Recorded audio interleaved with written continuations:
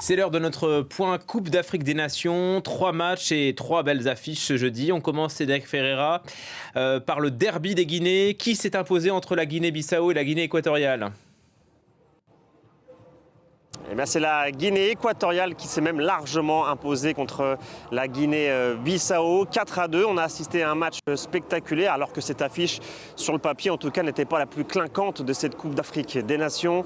Le Nzalang national de la Guinée équatoriale, Nzalang ça signifie éclair, a foudroyé une équipe de Guinée-Bissau bien faible en défense, sous la chaleur d'Abidjan dans ce stade Alassane Ouattara que vous apercevez derrière moi, 36 degrés ressentis au coup d'envoi. Alors on a assisté à une première période assez équilibrée. Le capitaine de la Guinée équatoriale, Emilio Nsue, avait indiqué la marche à suivre avec un premier but suite à une grossière erreur de la défense de la Guinée-Bissau. Égalisation tout de même avant la pause en raison d'un but contre son camp du joueur Orozco de la Guinée équatoriale. Et puis en deuxième période, le Nzalang national a pris le large avec d'abord un but de José Miranda et puis un doublé du capitaine Emilio Nsue.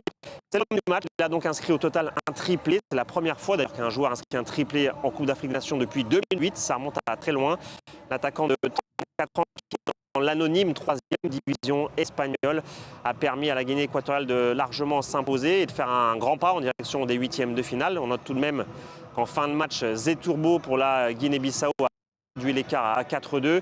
La Guinée équatoriale, je vous le disais, bien partie pour se qualifier, alors que la Guinée-Bissau, elle, avec 2 défaites en 2 matchs, est quasiment éliminée du tournoi. Il faudrait maintenant un miracle pour la Guinée-Bissau lors du dernier match contre le Nigeria, une très large victoire en espérant peut-être être repêché en tant que meilleur 3e. Et dans moins d'une heure maintenant, donc Cédric, la rencontre de la journée, la rencontre Côte d'Ivoire-Nigeria.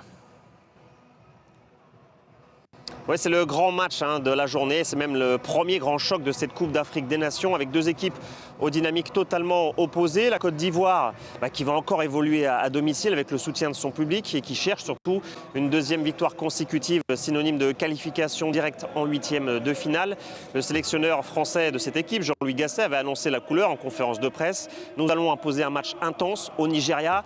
Même propos offensifs du milieu de terrain Max-Alain Gradel qui est bien connu en France, il avait joué à Saint-Etienne. Nous avons peur de personne, a-t-il clamé.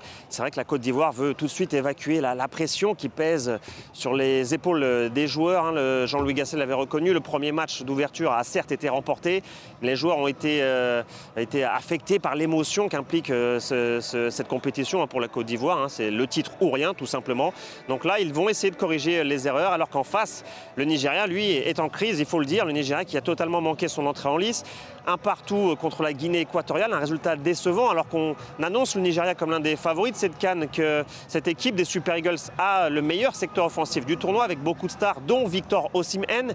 Il avait marqué lors du premier match, on va encore compter sur lui pour faire la différence du côté des Super Eagles. Il faut se reprendre car un nouveau mauvais résultat pourrait les mettre en grande difficulté dans la course à une qualification en 8e de finale.